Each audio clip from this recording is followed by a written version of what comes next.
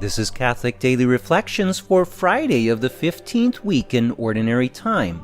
Today's reflection is entitled, Freedom from Condemnation. Jesus was going through a field of grain on the Sabbath. His disciples were hungry and began to pick the heads of grain and eat them. When the Pharisees saw this, they said to him, "See, your disciples are doing what is unlawful to do on the Sabbath." When Moses gave the 10 Commandments to the people, there was a prohibition against working on the Sabbath. The third commandment said, in part, that you shall not do any work on the Sabbath.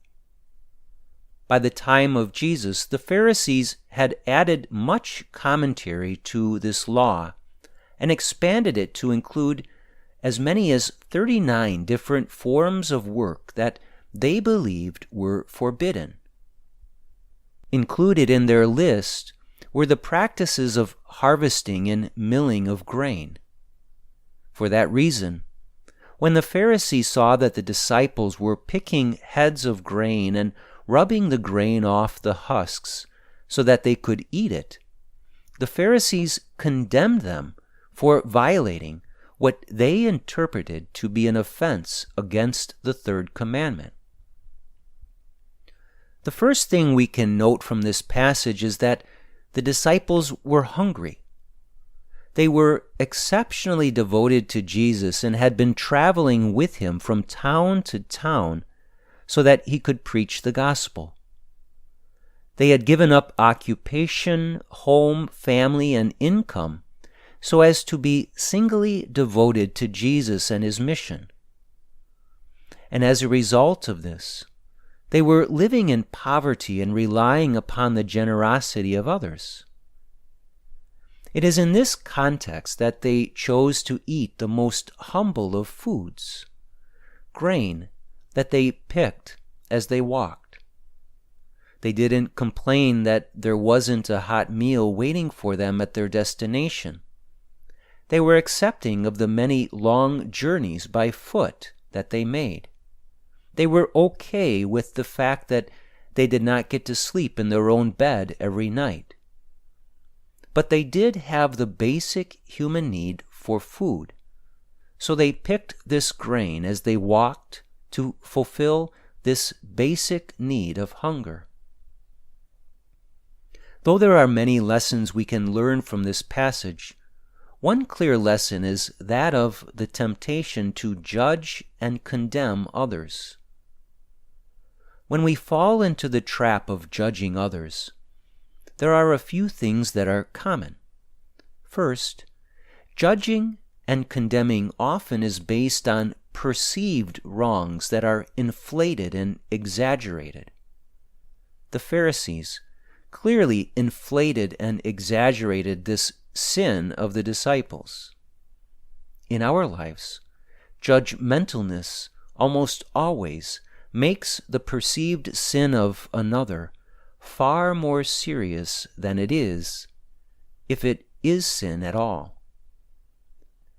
Another common temptation that flows from a judgmental and condemning heart is the failure to even understand the condemned party. In this case above, the Pharisees did not even inquire into the reason the disciples were picking and eating grain. They didn't ask if they had been without food for some time or how long they had been traveling. It didn't matter to them that they were hungry and most likely very hungry. So also with us, it is common that when we judge and condemn another, we arrive at our verdict without even seeking to understand the situation. Lastly, it needs to be said that judging others is not our right.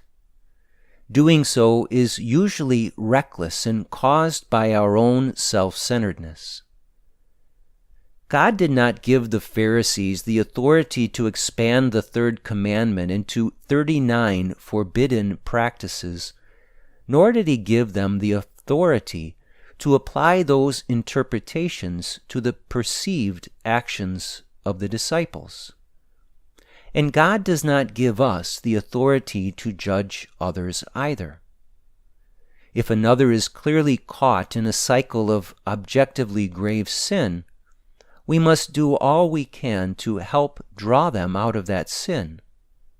But even in that case, we have no right to judge or condemn. Reflect today upon any tendency you have toward being judgmental and condemning of others. If you see this tendency within yourself, spend time thinking about the Pharisees. Their self-righteousness was ugly and damaging. The negative example they set should inspire us to turn away from such acts of condemnation and to reject those temptations the moment they come. Let us pray. My divine Judge of all, you and you alone know the heart, and you alone are capable of acting as judge. Please exercise your authority in my life so that I can perceive my own sin. As you do, please also free me from the tendency to judge and condemn.